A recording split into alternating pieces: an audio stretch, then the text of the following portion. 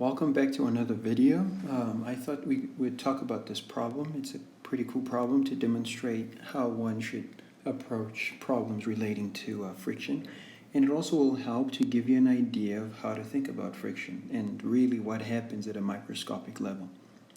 So here we have a block which is initially at rest on a horizontal surface, and two forces are acting on it, at least apparent forces. There's a vertical force P and a horizontal force F.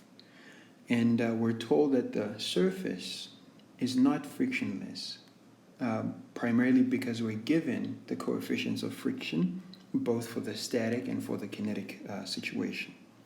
And now we're asked to find the frictional force acting on the block if the force P takes these different values. The first one is 8 newtons, the second 10, and finally 12. Over here I have prepared some choices, some conventions. This is my coordinate system, and these are the forces, really the present forces that are acting on the body. So we have the force applied. Notice I've changed this to FA for force applied, just to avoid any ambiguity. And we have, since we're doing this on Earth, we have the gravitational force, and by virtue of the block resting on the surface, we expect for the surface to retaliate and support or apply a reactive force on the block, which is the normal force, and that's what that is. I should say the force P here is not the normal force. This is a different force applied on the block in addition to the normal force. Okay? Since our attempt to move the block is performed by this force, we expect friction to counter that effort. And so I've drawn friction with this somewhat purple or pink color. You might recall that I told you that we don't have formulas to calculate friction. In particular, we don't have a formula to calculate static friction. What we do have is a formula to calculate the maximum possible static friction and the formula to calculate the kinetic friction. And the kinetic friction formula is given by mu k times Fn, the normal force. Okay, since our job is to calculate friction, we know the key ingredient is going to be the normal force. We're given the coefficients over here, perfect. So what the only thing between us and our goal is this normal force. And for that, we turn to the vertical direction and we apply Newton's second law. We don't anticipate the block to lift off the surface, so we can conclude that all the forces acting on the vertical direction give rise to no acceleration. And what this gives us is the definition of a normal force.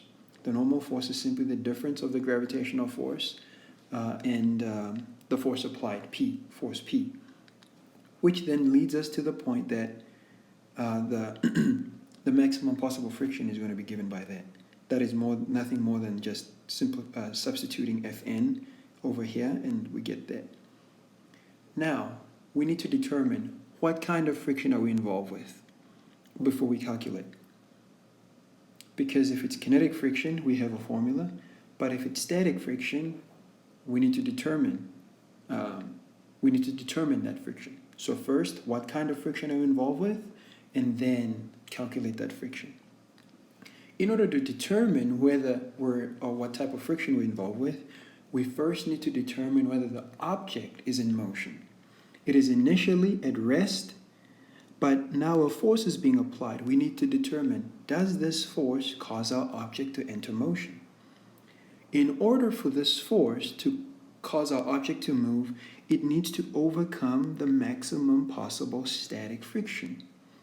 Well, what is this maximum possible static friction? Well, for the case where P is 8 newtons, we can calculate the normal force using what I've just done here. It's nothing more than substituting the values over here.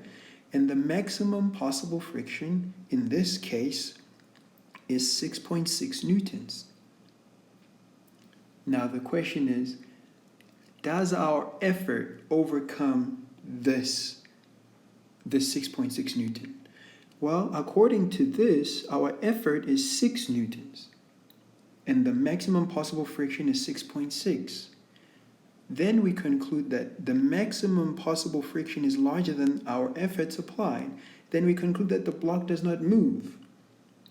If the block does not move, that means friction has countered exactly what we have put in. We have put in 6 newtons and friction has countered that. That's why there's no acceleration. So since the block does not move, that means our acceleration is 0, which means our friction has done enough just to cancel all our efforts out. What this eventually leads to is that leads us to the conclusion that the static friction in this case is going to simply be 6.0 newtons. We're applying 6 newtons, and friction here has canceled our efforts, has negated or has matched our efforts, so friction must be 6 newtons. Now let's go to the second case. The second case here we have 10 newtons. The force upward is 10 newtons. Obviously, when you have 10 newtons here, this is going to reduce our normal force. Now let's consider what that looks like. I've prepared again, as I've done here, the scenario. In the case where the force, the vertical force P is 10 newtons, the maximum possible friction is 5.8 newtons. According to this, our efforts are 6 newtons. This force is 6 newtons, and friction can only resist us up to this point, up to 5.8 newtons. Anything beyond that, friction has to give in, which means since the maximum possible friction is less than the force we are applying, we conclude that the block will move. And since the block will move, this indicates to us that the type of friction we involve with is no longer the static type, rather the kinetic type.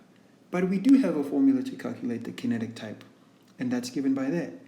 And this then means we can conclude that, plug and play, our coefficient of friction is 0.25, or kinetic friction that is, and our normal force is given by that. This comes from here. Only now I've substituted values. And this gives rise to the fact that the kinetic friction is 3.62 newtons. And you would do the same for part C of the problem. I think this should be enough, but remember, in order to compute friction, you first need to determine what friction you're involved with. To answer what friction you're involved with, you need to determine the state of your object. If it's stationary, you're most likely dealing with the static type of friction. If your object is in motion, then you are dealing with kinetic friction. I hope this gives you a bit of a handle of how to approach these problems. All right.